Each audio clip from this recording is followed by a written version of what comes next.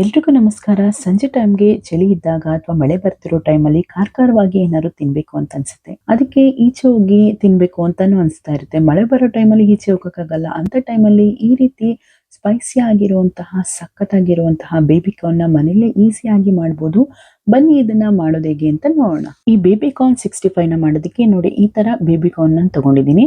ನೀವೇನಾದ್ರೂ ಫ್ರೆಶ್ ಆಗಿ ಸಿಗೋ ಬೇಬಿ ಕಾರ್ನ್ ಸಿಕ್ಕಿದ್ರೆ ಅದನ್ನು ಬೇಕಾದ್ರೆ ಯೂಸ್ ಮಾಡ್ಕೋಬಹುದು. ನಮ್ಗೆ ಇಲ್ಲಿ ಫ್ರೆಶ್ ಆಗಿ ಬೇಬಿ ಕಾರ್ನ್ ಸಿಗಲ್ಲ. ಕಾರ್ನ್ ಸಿಗುತ್ತೆ ಆದ್ರೆ ಬೇಬಿ ಕಾರ್ನ್ ಸಿಗಲ್ಲ. ಸೊ ಹಾಗಾಗಿ ಈ ತರ ಟಿನ್ನಲ್ಲಿ ಸಿಗುವಂತಹ ಬೇಬಿ ಕಾರ್ನ್ ನ ತಗೊಂಡು ಅಲ್ಲೇ ಕಟ್ ಮಾಡಿರ್ತಾರೆ. ಕಟ್ ಮಾಡಿಲ್ಲ ಅಂದ್ರೆ ಈ ರೀತಿ ನಿಮ್ಗೆ ಯಾವ ಸೈಜ್ ಬೇಕೋ ಆ ಸೈಜ್ ಅಲ್ಲಿ ಕಟ್ ಮಾಡ್ಕೋಬಹುದು. ಈಗ ಬೇಬಿ ಕಾರ್ನ್ 65 ಮಾಡೋದಕ್ಕೆ ಬೇಬಿ ಕಾರ್ನ್ಗೆ ಸ್ವಲ್ಪ ಅರಿಶಿನ ಹಾಕೊಳ್ತಾ ಇದ್ದೀನಿ. ಹಾಗೆ ಖಾರಕ್ಕೆ ಅನುಗುಣವಾಗಿ ಅಚ್ಕಾರದ ಪುಡಿನ ಹಾಕೊಳ್ತಾ ಇದ್ದೀನಿ. ಒಂದ್ 2 ಟೇಬಲ್ ಸ್ಪೂನ್ ಆದ್ರೆ ಸಾಕು. ಹಾಗೇನೆ ಧನಿಯಾ ಪುಡಿನ ಹಾಕೊಳ್ತಾ ಇದ್ದೀನಿ. ತುಂಬಾ ಒಳ್ಳೆ ಟೇಸ್ಟ್ ಇರುತ್ತೆ. ರುಚಿಗನುಗುಣವಾಗಿ ಉಪ್ಪನ್ನ ಹಾಕೊಳ್ಳಿ. 1 ರಿಂದ 1.5 ಟೇಬಲ್ ಸ್ಪೂನ್ ಉಪ್ಪಾದ್ರೆ ಸಾಕಾಗುತ್ತೆ. ಹಾಗೇನೆ ಮನೇಲಿ ಮಾಡಿರೋ ಶುಂಠಿ ಬೆಳ್ಳುಳ್ಳಿ ಪೇಸ್ಟನ್ನ ಹಾಕೊಳ್ತಾ ಇದ್ದೀನಿ. ಒಂದು 3/4 ಟೇಬಲ್ ಸ್ಪೂನ್ ಆದ್ರೆ ಸಾಕಾಗುತ್ತೆ. ಹಾಗೇನೆ 2 ಟೇಬಲ್ ಸ್ಪೂನ್ ಆಗುವಷ್ಟು ಮೈದಾ ಹಿಟ್ಟನ್ನ ಹಾಕೊಳ್ತಾ ಇದ್ದೀನಿ. ಹಾಗೆ 2 ಟೇಬಲ್ ಸ್ಪೂನ್ ಆಗುವಷ್ಟು ಕಾರ್ನ್ ಫ್ಲೋರ್‌ನ ಹಾಕೊಳ್ತಾ ಇದ್ದೀನಿ. ನೀವು ನೋಡ್ಕೊಂಡು ಹಾಕೊಳ್ಳಿ ಎಷ್ಟು ಬೇಕೋ ಅಷ್ಟು.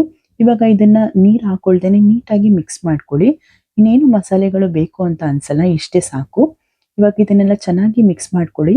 ನೀರೇನು ಹಾಕ್ಬೇಡಿ. ನಿಮ್ಗೇನಾದ್ರು ನೀರು ಬೇಕೇ ಬೇಕು ಅಂದ್ರೆ ಒಂದ್ 2 ಟೇಬಲ್ ಸ್ಪೂನ್ ಅಥವಾ 3 ಟೇಬಲ್ ಸ್ಪೂನ್ ಹಾಕೊಳ್ಳಿ. ನೋಡಿ ಈ ತರ ನೀಟಾಗಿ ಗಟ್ಟಿಗೆ ಕಲ್ಸ್ಕೊಳ್ಳಿ. ಒಳ್ಳೆ ಕ್ರಿಸ್ಪಿಯಾಗಿ ಬರುತ್ತೆ. ನಿಮ್ಗೇನಾದ್ರು ಕೋಟಿಂಗ್ ಇನ್ ಸ್ವಲ್ಪ ಬೇಕು ಅಂದ್ರೆ ಸ್ವಲ್ಪ ಹಸಿಟ್ಟನ್ನ ಇನ್ ಸ್ವಲ್ಪ ಹಾಕೊಂಡು ಕಲ್ಸ್ಕೊಳ್ಳಿ. ಸೊ ನೆಕ್ಸ್ಟ್ ಚೆನ್ನಾಗಿ ಎಣ್ಣೆ ಕಾದ್ಮೇಲೆ ಇದನ್ನ ಒಂದ್ 10 ನಿಮಿಷ ರೆಸ್ಟ್ ಮಾಡಕ್ ಬಿಡಿ. ಇಲ್ಲಾಂದ್ರೆ ಹಾಗೇನೂ ಕೂಡ ಹಾಕೋಬಹುದು.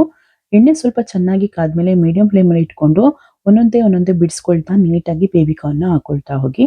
ಎಣ್ಣೆ ಸ್ವಲ್ಪ ಚೆನ್ನಾಗಿ ಕಾದಿರ್ಬೇಕು. ಹಾಗೇನೆ ಎಲ್ಲ ಹಾಕೊಂಡ್ಮೇಲೆ ಸ್ವಲ್ಪ ಮೀಡಿಯಂ ಫ್ಲೇಮಿಂದ ಹೈ ಫ್ಲೇಮಿಗೆ ಕೊಟ್ಟು ಇಲ್ಲಿರೋ ನೊರೆ ಎಲ್ಲ ಹೋಗೋ ತನಕ ಚೆನ್ನಾಗಿ ಕಾಯಿಸ್ಕೋಬೇಕು. ಹಾಗೆ ಗೋಲ್ಡನ್ ಕಲರ್ ಬರಬೇಕು.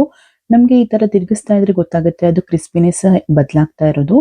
ನೀಟಾಗಿ ನಮಗೆ ಕ್ರಿಸ್ಪಿ ಆಗೋ ತನಕ ಗೋಲ್ಡನ್ ಕಲರ್ ಬರೋ ತನಕ ಚೆನ್ನಾಗಿ ನಾವು ಫ್ರೈ ಮಾಡ್ಕೊಳ್ತಾ ಹೋಗ್ಬೇಕು. ಇಲ್ಲೇನೆ ಇರೋದು ಇದು ಕ್ರಿಸ್ಪಿನೆಸ್ಗೆ. ನೋಡಿ ನೊರೆ ಎಲ್ಲ ಹೋಗ್ತಾ ಇದೆ. ಒಳ್ಳೆ ಚೆನ್ನಾಗಿ ಎಲ್ಲ ಬಿಟ್ಕೊಂಡು ಕ್ರಿಸ್ಪಿ ಆಗಿ ಬರ್ತಾ ಇದೆ. ಒಂದು 6-7 ನಿಮಿಷ ತಗೊಳುತ್ತೆ ಇದಕ್ಕೆ, ಈ ಪ್ರೋಸೆಸ್ಗೆ. ಚೆನ್ನಾಗಿ ಕ್ರಿಸ್ಪಿ ಆಗಿರುತ್ತೆ. ನಾವು ಜಾಲರಿಲಿ ಈ ತರ ಎತ್ತಿಟ್ಕೊಂಡ್ರೆ ಸಾಕು, ಆವಾಗ್ಲೇ ಗೊತ್ತಾಗುತ್ತೆ. ಒಳ್ಳೆ ಕ್ರಿಸ್ಪಿಯಾಗಿ ಒಳ್ಳೆ ಶಬ್ದ ಬರ್ತಾ ಇರುತ್ತೆ. ಈ ರೀತಿ ಆಗೋ ತನಕ ಚೆನ್ನಾಗಿ ಫ್ರೈ ಮಾಡ್ಕೋಬೇಕು. ಇದಾದ್ಮೇಲೆ ಇದನ್ನ ಚೆನ್ನಾಗಿ ಎಣ್ಣೆ ಎಲ್ಲ ಸೋರಿಸಿ ಇದನ್ನ ಒಂದು ಬೌಲ್ಗೆ ಅಥವಾ ತಟ್ಟೆಗೆ ಎತ್ತಿ ಇಟ್ಕೊಳ್ಳೋಣ. ಇವಾಗ ಇದನ್ನೆಲ್ಲ ನೀಟಾಗಿ ಎಣ್ಣೆಯಿಂದ ತೆಗ್ದು ಒಂದು ಪ್ಲೇಟ್ಗೆ ನಾನು ಇಟ್ಕೊಳ್ತಾ ಇದ್ದೀನಿ. ನೆಕ್ಸ್ಟ್ ಉಳಿದಿರುವಂತಹ ಬೇಬಿ ಕಾರ್ನ್ ಅಷ್ಟೇ ಹೈ ಫ್ಲೇಮಿಂದ ಮೀಡಿಯಂ ಫ್ಲೇಮಿಗೆ ಮಾಡಿಕೊಂಡು ಚೆನ್ನಾಗಿ ಎಲ್ಲಾನು ಒಂದೊಂದೇ ಹಾಕೊಂಡು ಗೋಲ್ಡನ್ ಕಲರ್ ಮತ್ತೆ ಕ್ರಿಸ್ಪಿ ಆಗೋ ತನಕ ಚೆನ್ನಾಗಿ ಫ್ರೈ ಮಾಡಿಕೊಂಡು ಎತ್ತಿ ಒಂದು ಬೌಲ್ಗೆ ಅಥವಾ ತಟ್ಟೆಗೆ ಎತ್ತಿಟ್ಕೊಳ್ಳಿ. ಸೊ ನೆಕ್ಸ್ಟ್ ಒಂದು ಪ್ಯಾನ್ಗೆ ಸ್ವಲ್ಪ ಎಣ್ಣೆ ಹಾಕೊಂಡು ಎಣ್ಣೆ ಸ್ವಲ್ಪ ಬಿಸಿ ಆದ್ಮೇಲೆ ಸಣ್ಣದಾಗಿ ಕಟ್ ಮಾಡಿರುವಂತಹ ಬೆಳ್ಳುಳ್ಳಿನ ಹಾಕೊಂಡು ಸ್ವಲ್ಪ ಚೆನ್ನಾಗಿ ಫ್ರೈ ಮಾಡ್ಕೊಳ್ಳಿ. ಅದಾದ್ಮೇಲೆ ಖಾರಕ್ಕೆ ಅನುಗುಣವಾಗಿ ಮೆಣಸಿನಕಾಯಿನ ಹಾಕೊಳ್ಳಿ. ಒಂದು 4 ರಿಂದ 5 ಮೆಣಸಿನಕಾಯಿ ಆದ್ರೆ ಸಾಕಾಗುತ್ತೆ ಇಷ್ಟಕ್ಕೆ.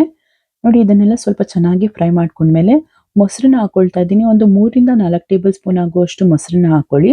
ತುಂಬಾ ಒಳ್ಳೆ ಟೇಸ್ಟ್ ಇರುತ್ತೆ. ಹಾಗೆ ಸ್ವಲ್ಪ ಅಚ್ಕಾರದ ಪುಡಿ ಹಾಕೊಳ್ಳಿ. ಹಾಗೇನೆ ಸ್ವಲ್ಪ ಧನಿಯಾ ಪುಡಿ ಹಾಕೊಂಡು ನೀಟಾಗಿ ಮಿಕ್ಸ್ನ ಮಾಡ್ಕೊಳ್ಳಿ. ನಿಮ್ಗೆ ಮೊಸರೇನಾದ್ರೂ ಬೇಡ ಅಂತ ಅನ್ಸಿದ್ರೆ ಸ್ಕಿಪ್ ಮಾಡ್ಬೋದು. ಆದ್ರೆ ಮೊಸರು ಹಾಕೊಂಡ್ರೆ ತುಂಬಾ ಚೆನ್ನಾಗಿರುತ್ತೆ. ನೋಡಿ ನೀಟಾಗಿ ಬೇಗ ಈ ತರ ಮಿಕ್ಸ್ ಮಾಡ್ಕೋಬೇಕು. ಇದಾದ್ಮೇಲೆ ಇದಕ್ಕೆ ಸ್ವಲ್ಪ ನಾನು ಕರಿಬೇವಿನ ಸೊಪ್ಪನ್ನ ಹಾಕೊಳ್ತಾ ಇದ್ದೀನಿ. ಒಂದು 2 ರಿಂದ 3 ಕಡ್ಡಿ ಆಗುವಷ್ಟು ಕರಿಬೇವಿನ ಸೊಪ್ಪನ್ನ ಹಾಕೊಂಡು ಚೆನ್ನಾಗಿ ಎಣ್ಣೆನಲ್ಲಿ ಫ್ರೈ ಮಾಡ್ಕೊಳ್ಳಿ. ಅದಾದ್ಮೇಲೆ ನಮಗೆ ಬೇಕಾಗಿರೋ ಸಾಸ್ಗಳನ್ನೆಲ್ಲ ಹಾಕೋಬಹುದು. ಸ್ವಲ್ಪ ಸೋಯಾ ಸಾಸ್ ಹಾಕೊಳ್ಳಿ. ಹಾಗೇನೆ ಸ್ವಲ್ಪ ಕೆಚಪ್ ಅಥವಾ ಟೊಮೆಟೊ ಸಾಸ್ನ ಹಾಕೊಳ್ತಾ ಇದ್ದೀನಿ. ಹಾಗೇನೆ ಸ್ವಲ್ಪ ರೆಡ್ ಚಿಲ್ಲಿ ಸಾಸ್ನ ಹಾಕೊಳ್ತಾ ಇದ್ದೀನಿ. ಇದೆಲ್ಲ ನಿಮ್ಮ ಖಾರಕ್ಕೆ ಅನುಗುಣವಾಗಿ ನಿಮ್ಮ ರುಚಿಗೆ ಅನುಗುಣವಾಗಿ ಹಾಕೋಬಹುದು. ಇಷ್ಟೇ ಬೇಕು ಅಷ್ಟೇ ಬೇಕು ಅಂತ ಏನಿಲ್ಲ. ಇವಾಗ ಇದನ್ನೆಲ್ಲ ಚೆನ್ನಾಗಿ ಮಿಕ್ಸ್ ಕೊಟ್ಕೊಂಡು ಮೀಡಿಯಂ ಫ್ಲೇಮಲ್ಲಿ ಇಟ್ಕೊಂಡು ನಾವು ಮಾಡಿಟ್ಕೊಂಡಿರುವಂತಹ ಕರೆದಿಟ್ಕೊಂಡಿದ್ವಲ್ಲ ಬೇಬಿ ಕಾರ್ನ್ ಅದನ್ನ ಹಾಕೊಂಡು ಒಂದು ಚೆನ್ನಾಗಿ ಮಿಕ್ಸ್ನ ಕೊಟ್ರೆ ಸೂಪರ್ ಟೇಸ್ಟಿ ಆಗಿರುವಂತಹ ಬೇಬಿ ಕಾರ್ನ್ 65 ರೆಡಿ ಆಗುತ್ತೆ. ಈ ರೀತಿ ತುಂಬಾನೇ ಈಸಿಯಾಗಿ ಮನೇಲೆ ಮಾಡ್ಕೋಬಹುದು. ನಾವು ಹೊರಗಡೆ ಹೋಗಿ ಯಾವ್ಯಾವ್ದೋ ಎಣ್ಣೆಲಿ ಕರ್ದಿರ್ತಾರೆ, ಏನು ಎತ್ತ ಅಂತ ಭಯಕ್ಕಿಂತ ನೋಡ್ತಾ ಇದ್ರೇನೆ ಬಾಯಲ್ಲಿ ನೀರು ಬರುತ್ತೆ. ಅಷ್ಟು ಸಖತ್ತಾಗಿ ಮನೇಲೆ ಮಾಡ್ಕೋಬಹುದು.